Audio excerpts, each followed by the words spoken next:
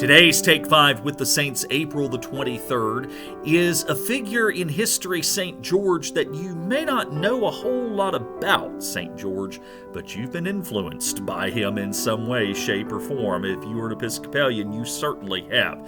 St. George was, historically, what little we know, a soldier and a martyr of the Roman Empire. From the legend that has spawned from his story, however, he has become the patron saint of places such as England, Aragon in Spain, as well as places as far away as the now country of Georgia and even the city of Moscow, places in which many of which he never even got near, including in the case of England.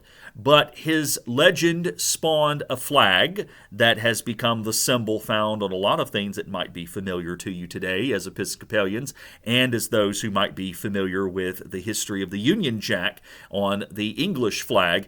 George is also someone who is very well renowned in the Middle East. In fact, St. George's College in Jerusalem, one of the great Anglican centers of study, is named after this very St. George. So who is this man, and why are there all these places and symbols that bear his name? Well, let's hear one of the stories actually found within Scripture, not necessarily about George, but one that relates to a legend about him. One of our scriptures for his feast day is Revelation chapter 12, verses 7 through 12. And war broke out in heaven. Michael and his angels fought against the dragon.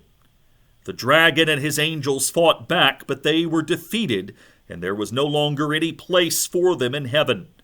The great dragon was thrown down, that ancient serpent who is called the devil and Satan, the deceiver of the whole world. He was thrown down to the earth, and his angels were thrown down with him. Then I heard a loud voice in heaven proclaiming, "Now have come the salvation and the power and the kingdom of our God and the authority of his Messiah.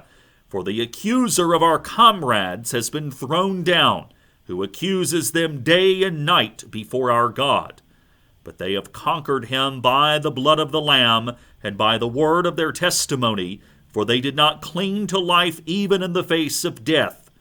Rejoice then, you heavens, and those who dwell in them. But woe to the earth and the sea, for the devil has come down to you with great wrath, because he knows that his time is short." So first, the historical. This is the easy part. We really don't know a whole lot about George. We know he was likely born in the Cappadocian region of Turkey, which is where just a few generations later that the great Cappadocian fathers, if you've heard some in this series, Gregory of Nyssa, of Nazianzus, Basil of Caesarea, these were some of the great thinkers of the early church. So we're talking about late 3rd century, early 4th century is when George lived. George was a soldier in the Roman army, joined up somewhere in the eastern part of the Roman Empire, but he was a soldier in the empire under the Diocletian persecution. Diocletian was the emperor and perhaps the most organized, systematic, and arguably brutal persecution of Christians during the entire Roman reign. Diocletian in particular targeted noble Roman citizens, including soldiers who had openly professed the Christian faith. And again, this is where we start to get legend creeping into the story, but most of what we know from the history of George himself comes from a 5th century Greek text, so well over 100 years after George actually lived. But it said that George was a pious soldier who, quote, gave his goods to the poor and openly confessed Christianity before the court. And so from that, he was ratted out by someone in one of his superiors, who then in turn returned it to the imperial court. And from those persecutions, George was beheaded as a result of this. So you think, okay, one of many beheaded, so why has there been such a cult that has followed him?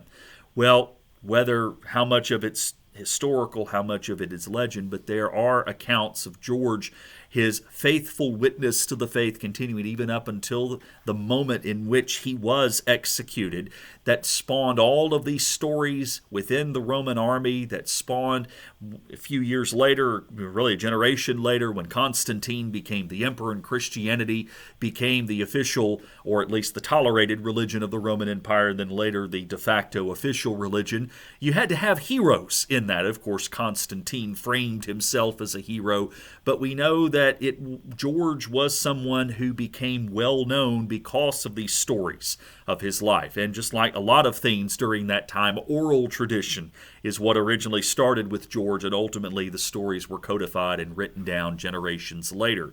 The legends grew to the point where the story you just heard from Revelation, there's a story that goes all the way back to the 8th century, in which there was a story of a dragon that terrorized a Libyan city, and basically they had to give 2 lambs a day, and ultimately that wasn't enough. The people of the city had to give a human sacrifice each day, and this same George was the one who came and slayed the dragon and won the favor of all the people. George in the 12th century, in the height of the Crusades, became the figure through which soldiers would rally around to be called to go to fight for the cause of Christianity in the Middle East. And it was at that time the St. George's shield, or St. George's cross. That is the cross that, if you look at these next images, you see, that influenced the Union Jack. And this next image, that's the Episcopal church shield. Recognize the influence on there. So, coming back to me, St. George is someone that his legend has shaped so much of our symbols, iconography, and even our understanding of Christian discipline, and the fact that he is the patron saint of all these countries. He's often regarded as the patron saint of soldiers, and he very much was considered to be the patron saint of those who went to fight in the Crusades. Why so much attention to a man that we know hardly anything about? Why did this legend continue to grow? It is simply the fact that during that time in Christianity, those who indeed did suffer and openly proclaimed a witness to the faith during that very admittedly brutal time for Christians are people that, while the stories may have gotten a little carried away, are very worth our admiration and respect because of the challenges that face Christians in parts of the world who face the threat of losing their lives daily, and of the fact that one can be a Christian, can hold seemingly contradictory positions as a soldier and one who offers shelter to the poor. Not that those two things are necessarily mean you can't do both, but ways in which we can have different roles in our life and our society and proclaim a witness to Christ in all of those roles.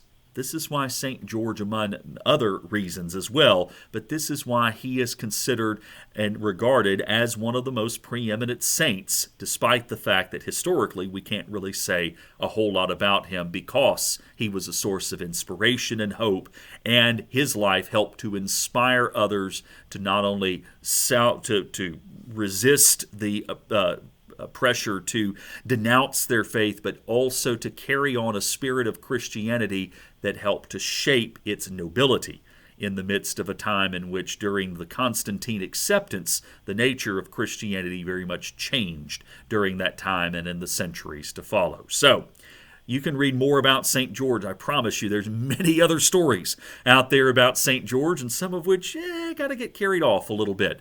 But I hope you will remember him this day as a man who gave his life and whose life continues to be something that inspires us to continue to hold fast to the faith despite whatever challenges we may face today. Thanks for joining me. Tomorrow is a little bit of a different type of Remembrance Day. We call it the Genocide Remembrance. A little bit of a darker remembrance tomorrow, but a very important one that I hope you will join me as we gather tomorrow to remember those who have been victims of genocides throughout the course of human history. See you tomorrow. Take care.